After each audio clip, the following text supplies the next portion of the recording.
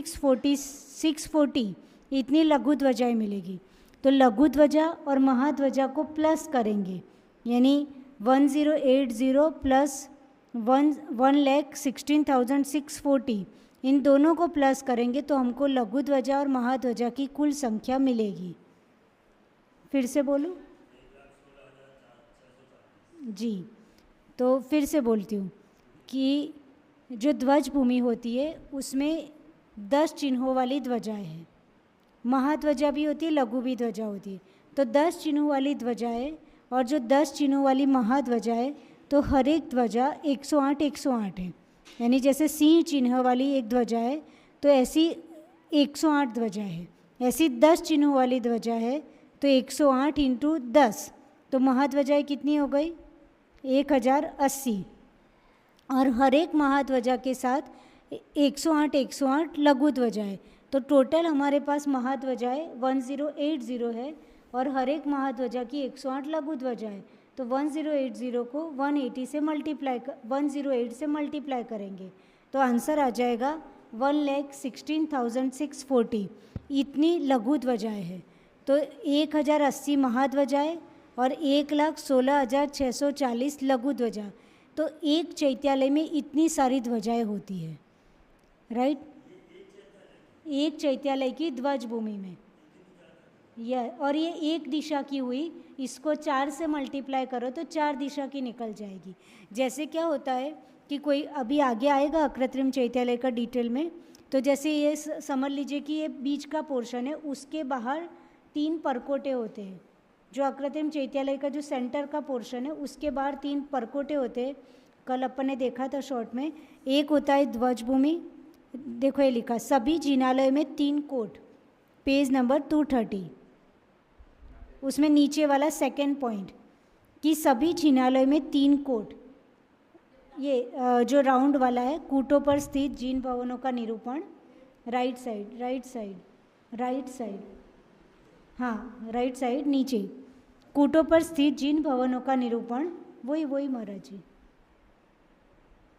लिखा है ना, कूटों पर स्थित जिन भवनों का निरूपण। तो उसमें सेकंड पॉइंट देखिए, सभी जिनालयों में 3 कोट। तो जो जिनालय होते हैं ना उसके बाहर पहले 3 कोट होते हैं और हर एक कोट होता है ना उसकी 4 दिशा में 4 गोपुर द्वार।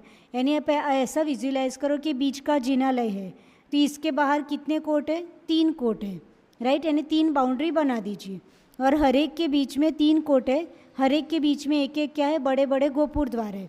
तो एक दिशा में 3 गोपुर द्वार, इधर 3 इधर 3 इधर 3, राइट। तो कितने 12 गोपुर द्वार हो जाएंगे। और प्रत्येक वीथी का मतलब गली, आप 3 कोट बनाओगे तो 2 गली बन जाएगी, राइट। यदि हमने 3 कोट बनाए तो गली कितनी बनेगी, 2।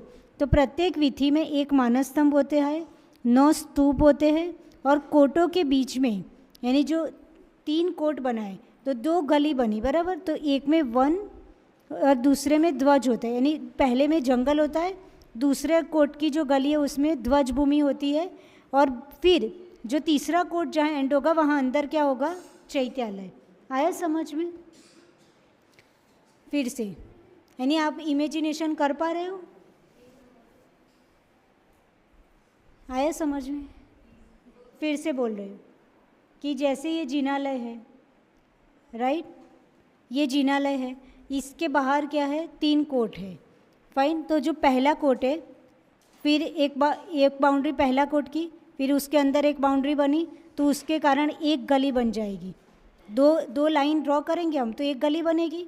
फिर उसके बाद एक तीसरी बाउंड्री बनाई तो दूसरी गली बनेगी।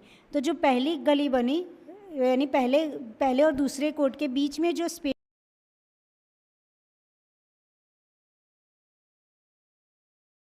होगी और तीसरे कोट के अंदर जो स्पेस है, राइट, वहाँ पे पूरा अकृत्रिम चैत्यालय की पूरी संरचना होगी। वो बहुत ही सुंदर है, राइट।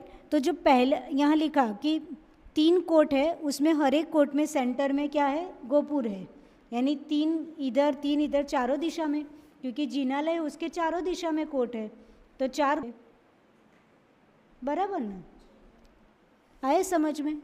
12 गोपुर द्वार और हर एक वीथी, यानी वो जो वीथी गली बनी उसमें 1 मानस स्तंभ होता है और 9 स्तूप होते हैं और पहले में 1 होते हैं, दूसरे में ध्वज भूमि। तो अपन ध्वज भूमि समझ रहे थे कि ध्वज भूमि में एक दिशा में 10 चिन्हों वाली, यानी आप एक गैस कीजिए कि मेरी ये वाली दिशा में समझा रही हूँ, तो यहाँ 10 चिन्हों वाली क्या है, 10 चिन्हों वाली ध्वजाएं है। ये महाध्वजा हो गई, और हर एक महाध्वजा अपने साथ 108 ध्वजा होती है, एक चिन्ह वाली 108, तो 10 चिन्हों वाली कितनी हो गई, 1080, और हर एक महाध्वजा की 108 लघु ध्वजा है, तो 1,16,640। ये एक दिशा का रेशियो हुआ, ऐसा आपको चारों दिशा का समझने का, राइट। तो मल्टीप्लाई बाय 4 कर दीजिए, तो चारों दिशा का आंसर मिल जाएगा। तो एक अकृत्रिम चैत्यालय में लगभग 4 लाख से ज़्यादा, राइट, क्योंकि ये 1,16,640 है, एक दिशा की हुई, तो 4 दिशा की कितनी हो जाएगी, लगभग 4 लाख से ज़्यादा। तो 4 दिशा की इतनी ज़्यादा ध्वजाएं एक अकृत्रिम चैत्यालय में होती है।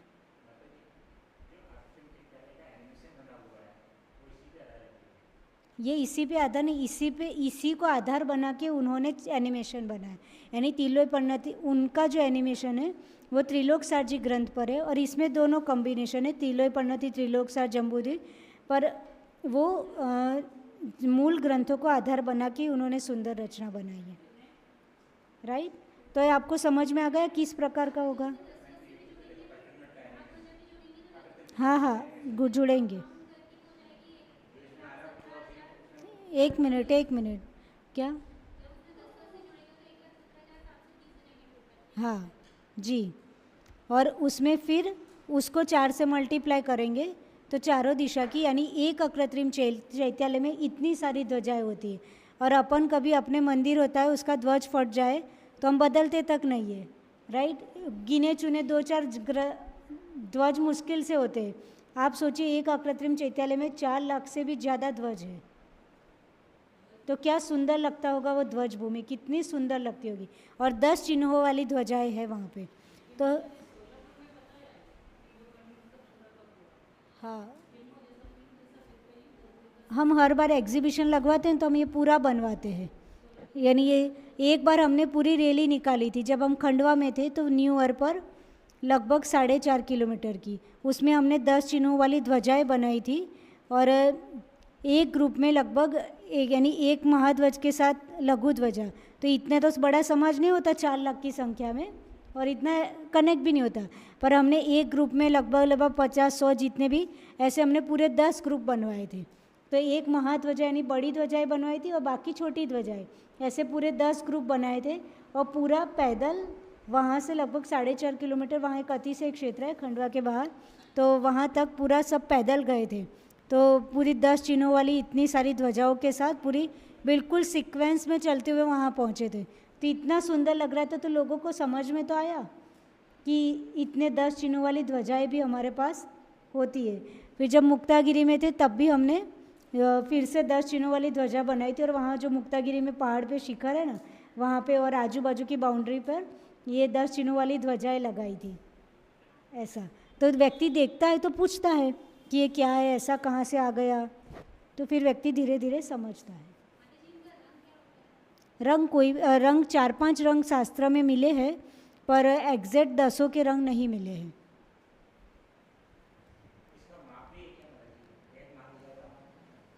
मेज़रमेंट तिलोय परिणति त्रिलोकसार में ध्वजा का मेज़रमेंट नहीं दिया है, ध्वजा की काउंटिंग दी हुई है, क्योंकि वो बहुत योजनों में होता है। एक एक अकृत्रिम चैत्यालय कितने बड़े विस्तार में होता है, तो जब इतना बड़ा योजन में मेज़रमेंट होता है तो वो इतनी, उनके लिए वो ध्वजा कुछ भी नहीं है, तो फिर उतना मेज़रमेंट वो मेंशन नहीं करेंगे, क्योंकि बहुत एक एक अकृत्रिम चैत्यालय में इतने प्रकार के वृक्ष है, इतने 10-10 चिन्हों वाली ध्वजाएं हैं। फिर अंदर अकृत्रिम चैत्यालय में भी इतनी सारी चीज़ें, जब ऊर्ध्वलोक और मध्यलोक का लास्ट आएगा उसमें मैंने पूरी चीज़ें बनवाई है, और फिर धीरे धीरे करके वन भूमि से स्टार्ट होकर धीरे धीरे पूरा अकृत्रिम चैत्यालय कंप्लीट होगा, ऐसा। तो आगे पढ़ते हैं चैत्य वृक्ष का विवरण। मानस स्तंभों के ऊपर प्रत्येक दिशा में सिंहासन पर 7-7 जिन प्रतिमाएं होती है, यानी वहाँ के मानस स्तंभ कैसे होते हैं, सॉरी अपने को नीचे से पढ़ना है, फर्स्ट नंबर, यहाँ उल्टा लिखा है फर्स्ट सेकंड, महाराज जी नीचे से फर्स्ट सेकंड स्टार्ट है ना, हाँ। तो नीचे आ जाइए। देव भवनों की ओलक शालाओं के सामने चैत्य वृक्ष कहाँ होता है? तो जो भवनवासी देव है उनकी ओलक शालाओं के सामने 250 योजन में रत्नमयी चैत्य वृक्ष होते, यानी एक वृक्ष कितने एरिया में है? 250 योजन के विस्तार में एक वृक्ष है, सोचो, राइट। जिनकी ऊंचाई मध्य में 4 योजन है और अंत में आधा कोश रह जाती है। आया समझ में? यानी एक एक चैत्य वृक्ष 250 योजन के एरिया में है और उसकी ऊंचाई कितनी बता दी? मध्य में 4 योजन और अंत में आधा कोश होती है। सेकंड, पीठों की भूमि का विस्तार 6 योजन है, यानी चैत्य वृक्ष जिस पीठ पर होता है, आज अपन भी देखते हैं कि नॉर्मल बहुत सारे वृक्ष होता है ना, उसके आजू बाजू में चबूतरे बने होते हैं, राइट। चबूतरा बोलते हैं अपन, पीठ बोल दो उसको। तो जो पीठ की भूमि का विस्तार 6 योजन है, मुख 2 योजन और ऊंचाई 4 योजन है। इन पीठों के मध्य भाग में रमणीय चैत्य वृक्ष स्थित है, यानी इतने योजन विस्तार वाला पीठ बनी है और पीठ के सेंटर में क्या है? वृक्ष है। तो अपन आज भी देखते हैं नॉर्मली कोई भी ट्री होता है तो उसके आजू बाजू में पीठ होती है, लोग वहाँ पे बैठते हैं, राइट। वही कौन, यानी जो अकृत्रिम चैत्यालय का कौन से, बहुत सारे नॉर्मल रास्ते पर भी होता है, राइट। थर्ड, प्रत्येक चैत्य वृक्ष की जड़ 1 कोश, यानी चैत्य वृक्ष की जो जड़ है वो भी 1 कोश है, सोचो 1 कोश की जड़ है। स्कंद की ऊंचाई 1 योजन, जो स्कंद होता है उसकी ऊंचाई कितनी? 1 योजन का खाली स्कंद है। और शाखाओं की लंबाई 4-4 योजन की है, एक एक शाखा 4-4 योजन की है, सोचो। यानी लघु योजन भी समझे तो 52 किलोमीटर हो गई एक एक शाखा, लगभग 52 से थोड़ा कम, यानी एक एक शाखा इतनी बड़ी है। फाइन।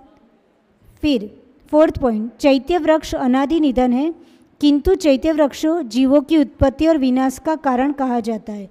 चैत्य वृक्ष क्या है? अनादि निधन है, पृथ्वी कायिक होता है, वनस्पति कायिक नहीं होता है, राइट। अनादि निधन है, फिर भी चैत्य वृक्ष को जीवों की उत्पत्ति और विनाश का कारण कहा गया है, इसलिए कि वो पृथ्वी कायिक है। तो जो पृथ्वी कायिक जीव की जितनी आयु होगी फिर वहाँ पे नया पृथ्वी कायिक जीव आ जाएगा।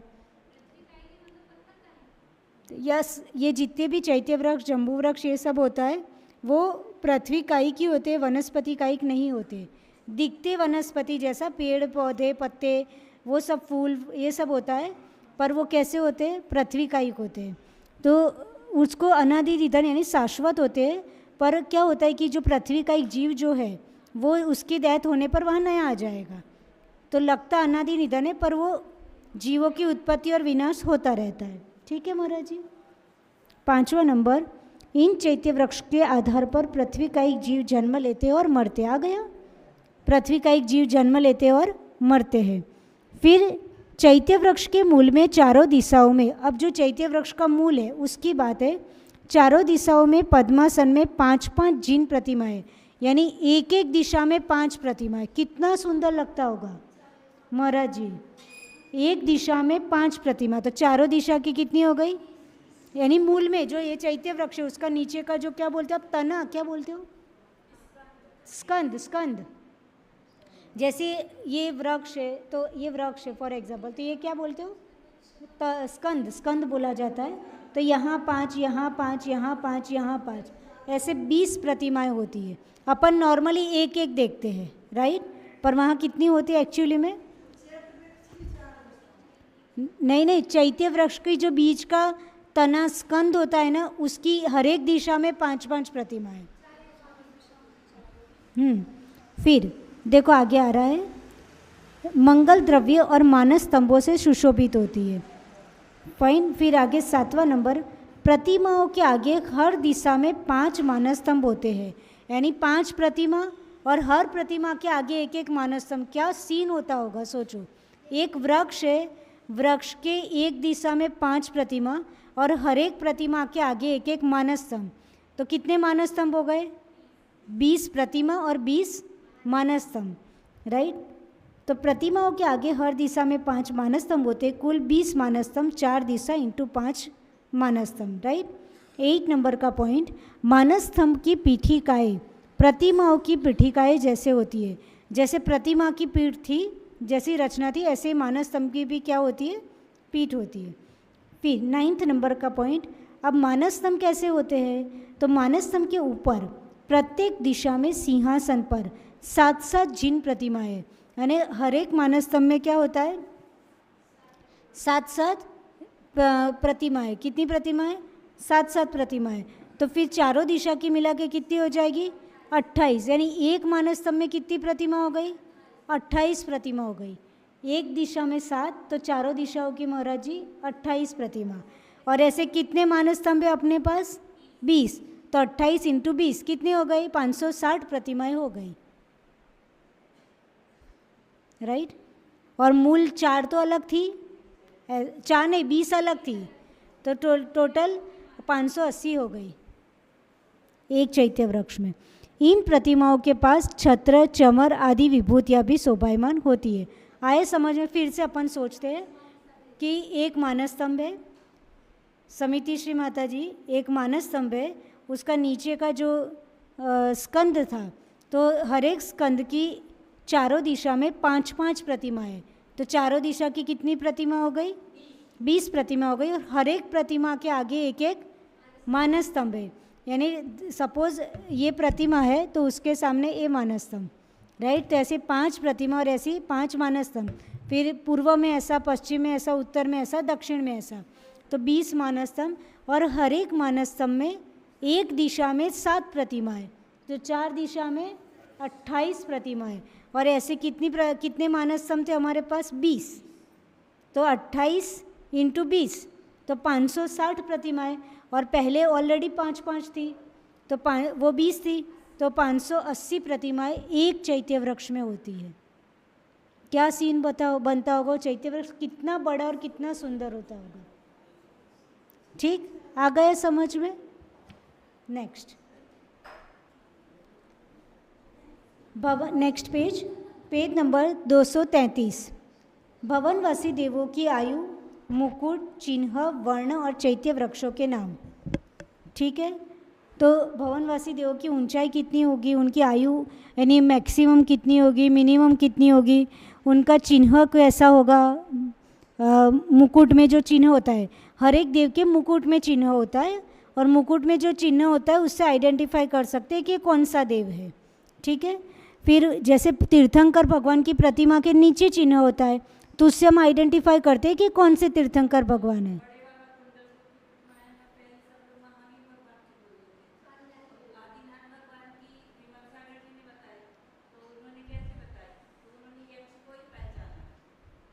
ओके,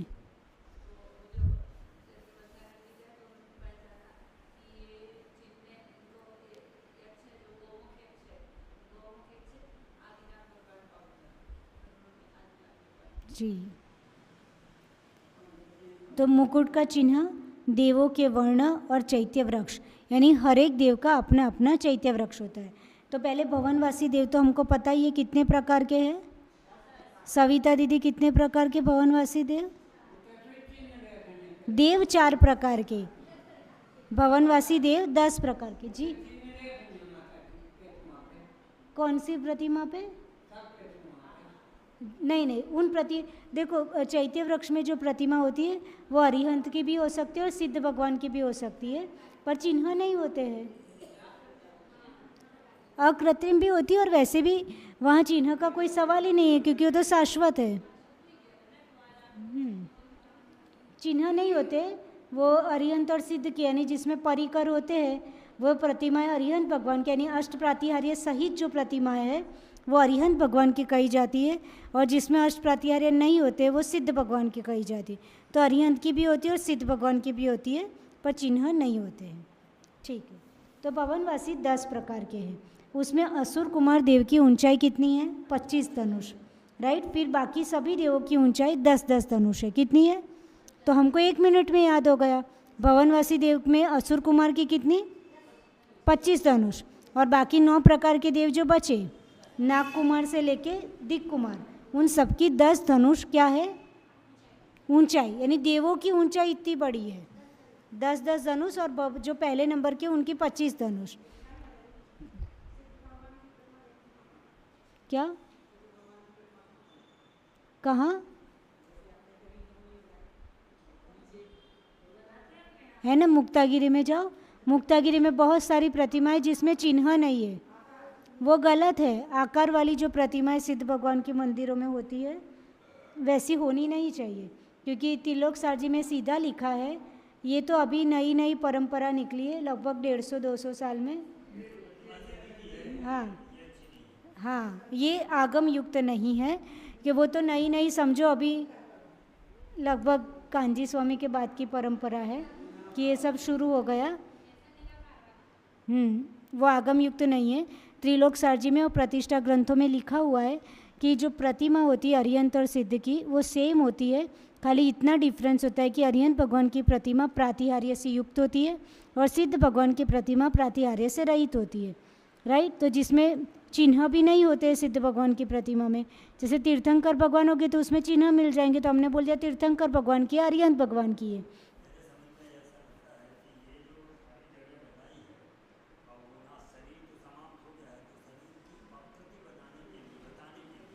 पर कोई भी चीज़ बनाने के पहले आगम तो उसके लिए एग्री होना चाहिए। हाँ, तो फिर हम दूसरी तो ऐसा ही एक व्यक्ति ने कल्पना की तो उसने अपने मंदिर में देखी तो दूसरा भी बोला अरे अपने मंदिर में सिद्ध भगवान नहीं है, ले आओ, तो उसने भी बना दी। तो बनाने वाला तो आगम थोड़ी पढ़ता है, वो तो कॉपी पेस्ट करता है, ऐसा है। ठीक है, तो आयु तो जो असुर कुमार देव की आयु 1 सागर की है, बाकी 3 पल्य, 1.5 पल्य, 2.5 पल्य, 1.5 पल्य, 1.5 पल्य, 1.5 पल्य, 1.5 पल्य, 2 पल्य, 1.5 पल्य, इस प्रकार की उनकी आयु है। यानी निम्न कोटि के देवों की आयु भी इतनी बड़ी बड़ी है, 1 सागर, 3 पल्य ऐसी।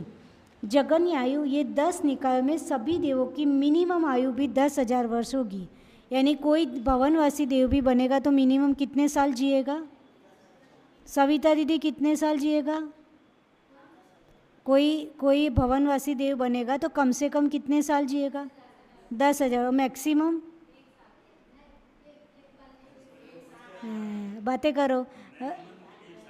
1 सागर, राइट। 1 साल नहीं, 1 सागर, ठीक है, ऐसा। तो और मिनिमम 10,000 वर्ष। अब उनके मुकुट के चिन्ह कैसे हैं? तो असुर कुमार देव का मुकुट का चिन्ह चूड़ामणि, ऐसे सबका फिक्स है। नाग कुमार का सर्व, फिर विद्युत कुमार का वज्र, सुपर्ण कुमार का गरुड़, अग्नि कुमार का कलश, वात कुमार का घोड़ा, फिर स्तनित कुमार का स्वस्तिक, उसको वर्धमान भी बोलते हैं, उदति कुमार का मगर, द्वीप कुमार का हाथी और दिक कुमार का सिंह। तो ये मुकुट में उनके चिन्ह होते हैं।